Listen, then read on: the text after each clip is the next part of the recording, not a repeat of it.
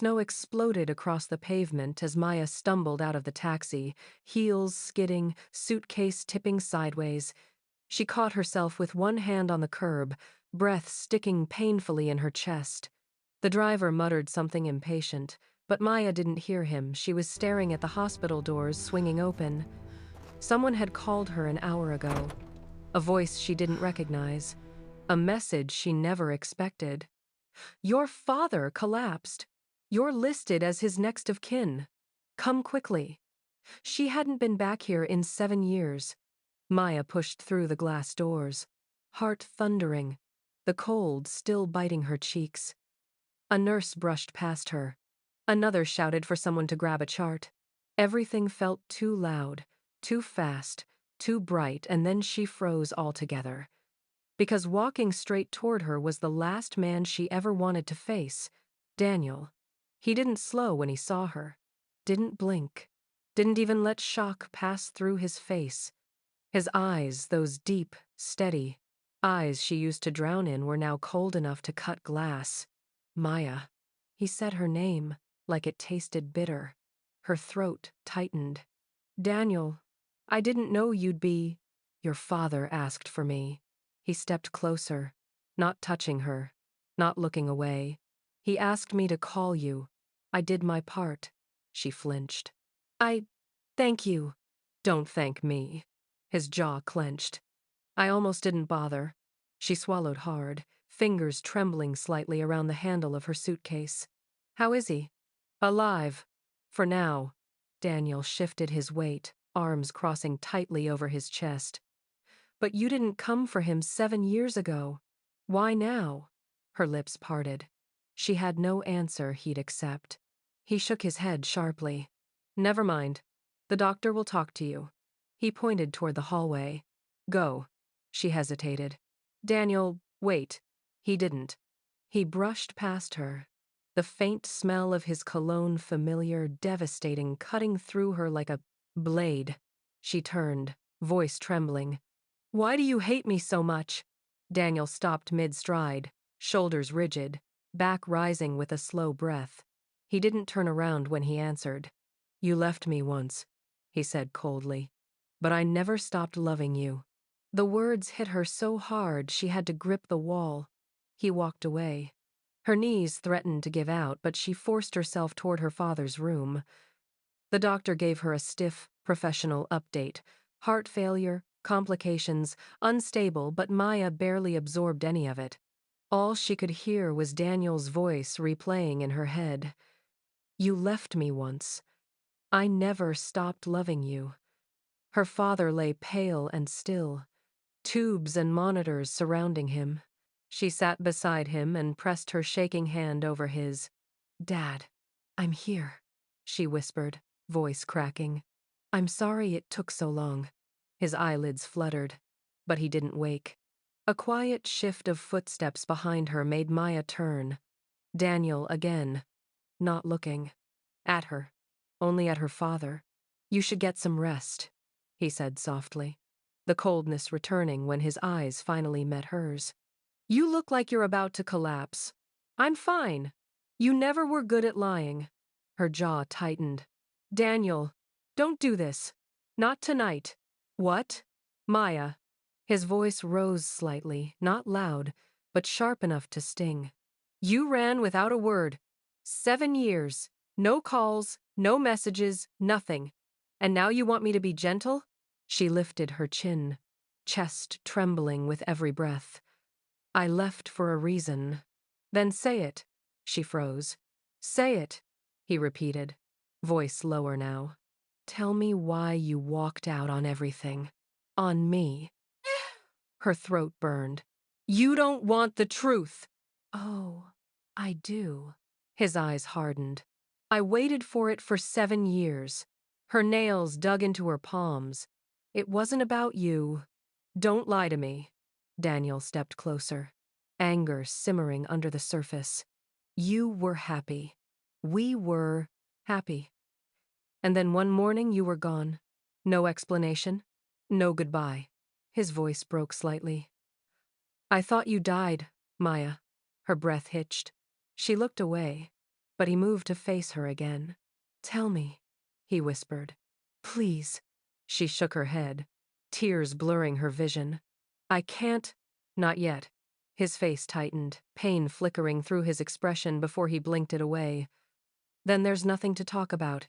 He turned toward the door. "Daniel," she whispered desperately. He stopped again. She could see his hand tremble slightly as he held the door frame. When he spoke, his voice was barely audible. "You have no idea what it did to me," he said. "You walking away." Her heart cracked. "I know." "No," he said, turning back slowly. His eyes glistened not with softness, but with rage tangled in hurt. "If you knew, you wouldn't have done it." She opened her mouth, but her voice collapsed. Daniel's gaze fell to her shaking hands. "You're exhausted." He stepped back slightly. "There's an empty waiting room down the hall. Sleep before you pass out. I can't leave him. I'll stay," he said quietly. "I promised him I would. And unlike some people, I don't break my promises." Her face burned with shame. "Daniel, go," he repeated, motioning down the hallway. "Before you fall on the floor." Her eyes filled again, not from weakness, but from the unbearable truth that he still cared, even through all that anger. She walked to the waiting room, sat down, and finally let the sob she'd been holding escape into her hands. Hours passed before exhaustion dragged her into sleep. When she woke at dawn, she jolted upright because Daniel was sitting across from her, head bowed, elbows on his knees, staring at the floor. He hadn't left. "Why are you here?" she whispered. He didn't look up. "Your father fell asleep again. I stayed until the morning nurse came in." He rubbed the back of his neck. "I didn't wake you because you looked like you hadn't slept in years." Her breath slowed. "Thank you." His jaw tightened again, but this time the bitterness in his eyes had softened just slightly. "Don't thank me," he said. "I'm not doing it for you." She swallowed. "Daniel, can we talk? Please, just talk." He finally lifted his eyes to her, tired, conflicted, still burning with all the words he hadn't said over 7 years. "We'll talk," he said quietly. "But not here." Her heartbeat quickened. "Where?" "My place." Her stomach flipped. Daniel stood, grabbed his jacket, and nodded toward the door. "You want answers?" "I want them too." He paused. "Let's go." Maya rose to her feet, nerves twisting inside her stomach. As they walked out of the hospital together, a single thought pulsed through her mind. This conversation would either save them or destroy them completely. They walked in silence down the hospital corridor, the fluorescent lights humming above like a nervous insect. The winter air hit them as the door opened, sharp and clean. Daniel's breath fogged in front of him. He unlocked his car with an impatient click, not speaking until the engine warmed. "Do you want me to drop you off somewhere?" he asked finally, eyes fixed on the road. Maya swallowed. "No, your place is fine." He glanced at her then, the motion small, as if checking a wound that might reopen. "We won't be gentle," he said. "If you came here to ask for forgiveness because it's convenient, don't waste my time." "I didn't come for convenience." Her voice was steady only because she forced it to be.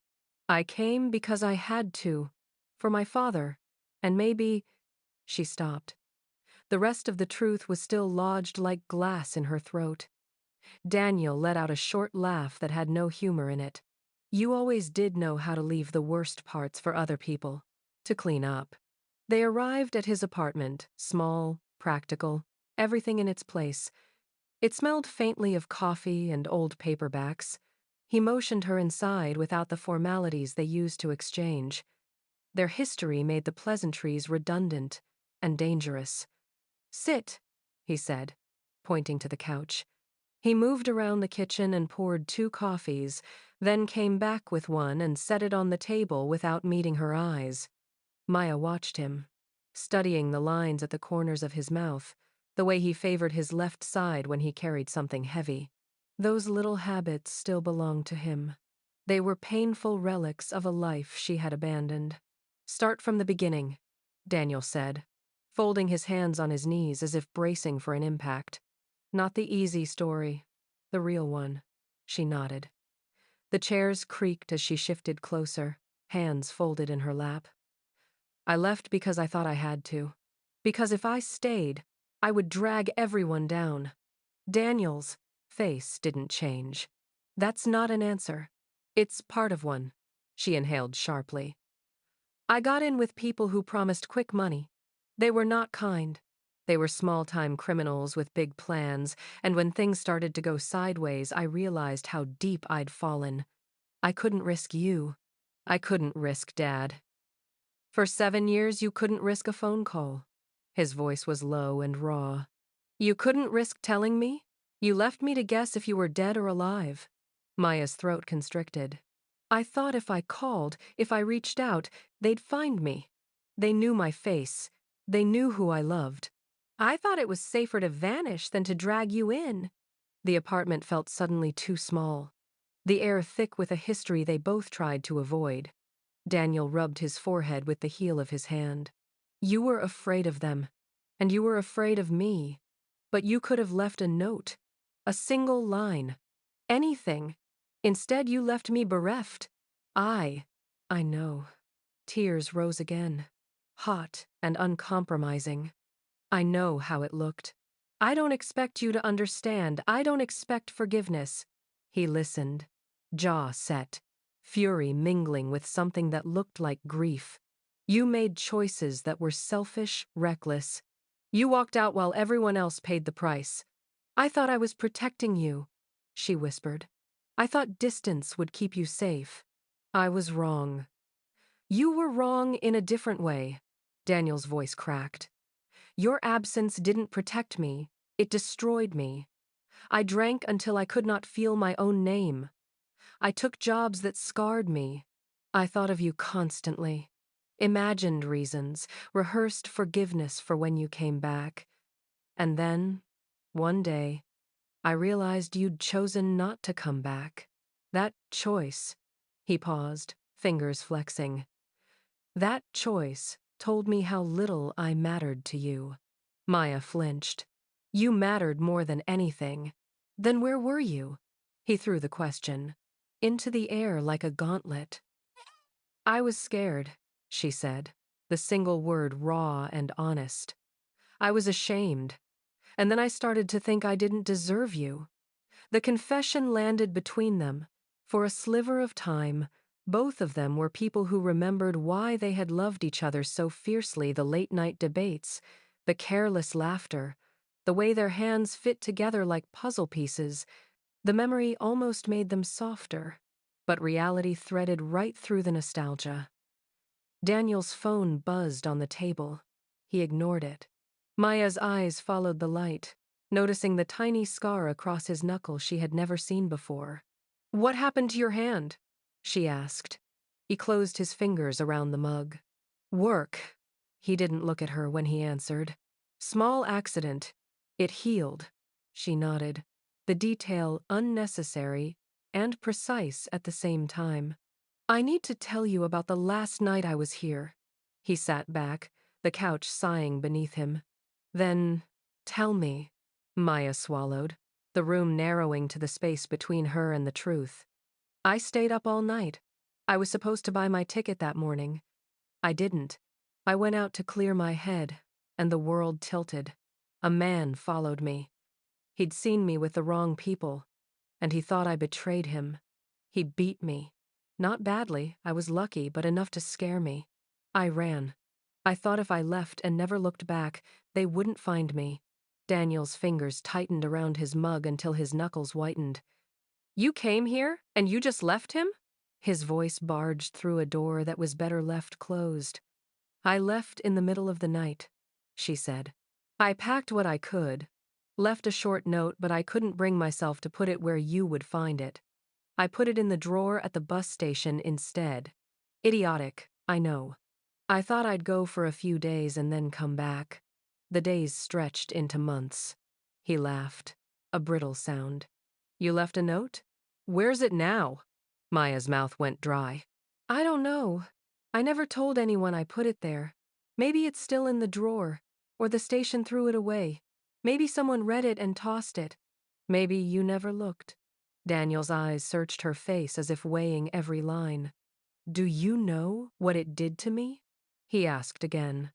But this time there was a vulnerability under the anger, jagged and unexpected. To live with the not knowing? To see us on the aisle every morning and not be able to speak your name? I know. She reached for his hand before she thought about it. Desperate, clumsy. Her fingers hovered, then fell back to her lap when he didn't take it. He didn't pull away either. The tension in his shoulders gave the tiniest tremor, as if some fence between them had been grazed by something alive. Why did you leave your father too? He asked softly. He loved you with a blind, stubborn devotion. He kept your room as if you were returning. Tomorrow. Maya's breath hitched. She had imagined this question 1,000 times, rehearsed answers that would make the simplest cracks and seams fall into place. But then the truth, the actual truth, rose up and demanded to be told, because the weight of lies had become unbearable. He begged me to leave, she said quietly. He said if I stayed here, I'd ruin everything for him. He wanted a quiet life, and he believed pretending I had left would give him that.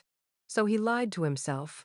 He told me to go because he didn't want to see me dragged down. He thought he was doing the right thing. Daniel's face softened with a pity that stunned her. Do you think he forgives you? I don't know, she said. I don't even know if he remembers. That's why I came back. The clock on the wall ticked with a patience neither of them could share. Daniel set his mug down with a soft clack and stood, heading to the window. He pushed aside the curtain and looked. Out over the city, shoulders broad and lone. We should go see him together, he said after a beat. You and me. No more running. Maya's heart leapt, and then faltered. Would you? After everything, would you come? Stay? He didn't answer at once. Instead, he turned, the city light catching the hard plane of his face. I'll go, he said, finally, because I promised him. And because I never stopped loving you. But I won't pretend it's easy. If you want to make this right, you'll have to earn it. She felt like she'd been given a thread to hold on to, and knew the climb ahead would be brutal. But for the first time in 7 years, there was something that looked like hope, painful and fragile, but hope nonetheless. Outside, snow began to fall again, slow and impartial, covering everything in a white that could either erase or reveal. They didn't speak on the drive back to the hospital. Snow wiped across the windshield like rushing ghosts. Maya kept her hands clasped together, trying to steady her breathing. Her father might not make it. Daniel was beside her, but not with her. And the truth she'd been holding for 7 years still pressed mercilessly against her ribs. When they reached the hospital, Daniel parked and stepped out quickly, his urgency revealing what his voice wouldn't. Maya followed, heart pounding harder with every step toward the elevator. The moment the doors opened onto the ICU floor, Maya heard it, the sound of machines beeping faster than before. A nurse rushed past them. Maya's chest collapsed. Is he? Let's go. Daniel grabbed her hand without thinking, pulling her through the hallway. Her father's room came into view. 2 nurses and a doctor surrounded the bed. Please, Maya cried. That's my father. The doctor turned with a calm but grave expression. His heart rhythm is unstable. We're trying to stabilize him.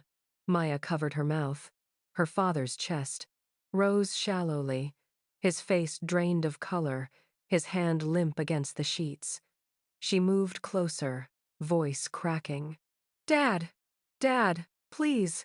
I'm here! I'm here now! His eyelids flickered barely, but he heard her. She could see the faint movement of his hand trying to respond. Daniel placed a hand on her back, gentle for the first time since she returned. But even his comfort couldn't steady her, because the moment felt like punishment for all the years she wasn't here. A nurse whispered to the doctor, and slowly, the staff stepped back. "He's stabilizing," the doctor said. "He's still weak, but for now, he's fighting." Maya sobbed into her hands as the tension broke. Daniel's arm slipped around her, steadying her, grounding her. It was instinctive, like muscle memory neither of them had forgotten. She leaned against him, trembling. "I can't lose him. Not like this." Daniel's voice was low. "Then don't lose him again." She nodded, wiping her. Can I talk to him?" The doctor stepped aside. "Yes, but gently." Maya moved to the bedside, pulling a chair close. She took her father's cold hand and squeezed it. "Dad," she whispered. "I came back.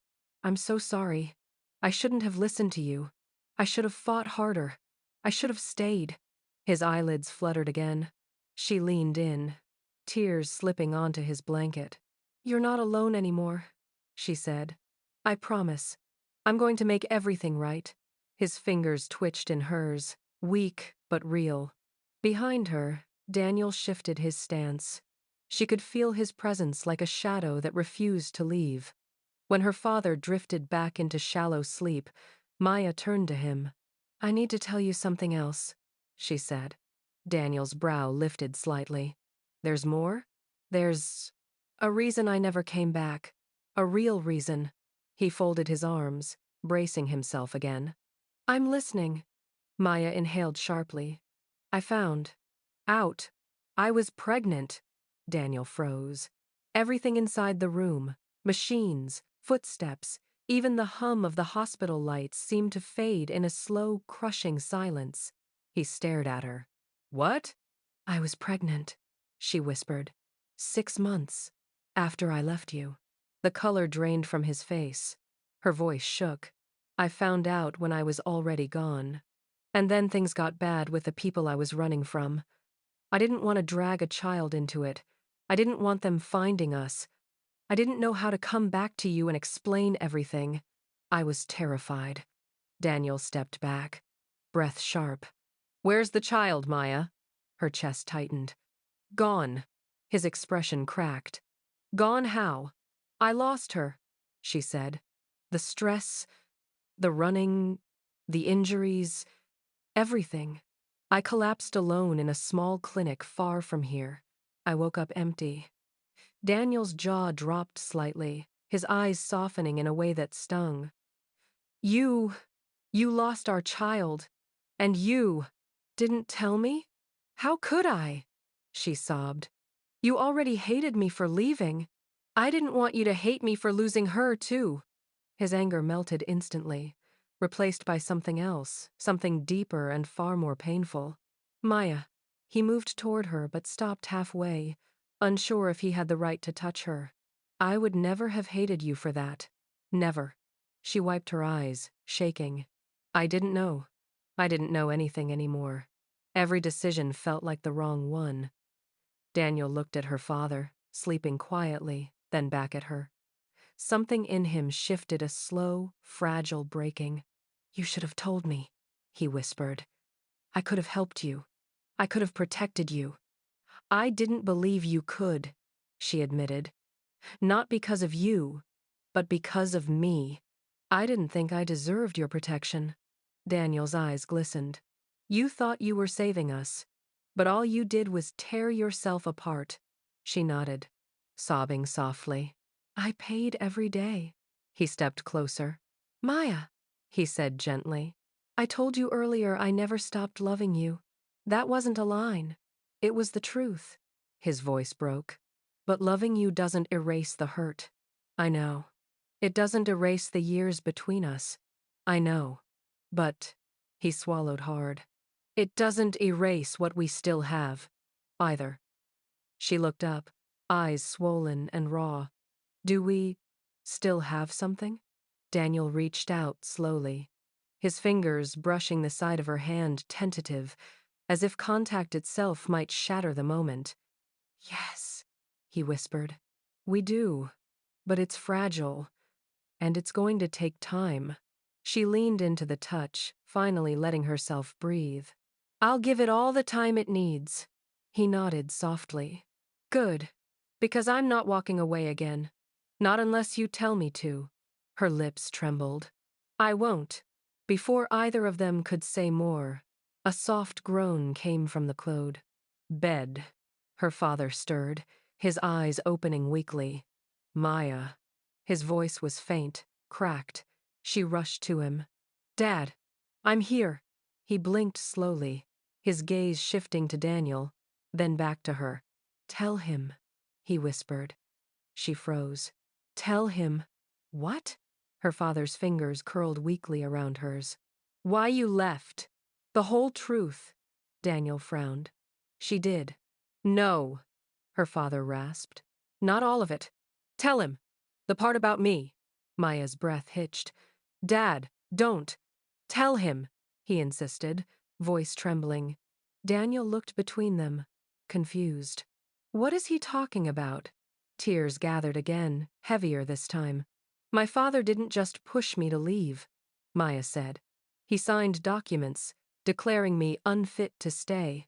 He thought distancing me from him would keep him safe from the people I got involved with. He believed if he cut ties, they'd stop threatening him. Daniel's mouth parted slightly. He legally cut you. Off? Maya nodded, sobbing. He thought he was protecting me by making me disappear on paper, but instead, it made everything worse. Her father's eyes filled with regret. I'm sorry, he whispered. I was wrong. So wrong. Maya held his hand tight. I forgave you a long time ago. Daniel felt the truth settle over him like a weight suffocating in its complexity. The story he had hated her for was not a betrayal, but a tragedy. He exhaled slowly. Maya! She turned to him, desperate. Please don't walk away. Daniel moved beside her, placing a hand over hers. I'm not, he said. Not anymore. Her father closed his eyes again, relief softening his face. As the sun began to rise through the hospital blinds, Daniel's fingers intertwined with Maya's. The years of pain didn't vanish. The wounds didn't magically heal. But for the first time since she left, the possibility of rebuilding slowly, carefully, honestly, felt real. And, as the scene faded, Maya whispered to the camera in the version that would be uploaded later. If you've ever loved someone and lost them because of fear, share this video, subscribe to the channel, and leave a comment below. Your story matters. Someone might need to hear it today.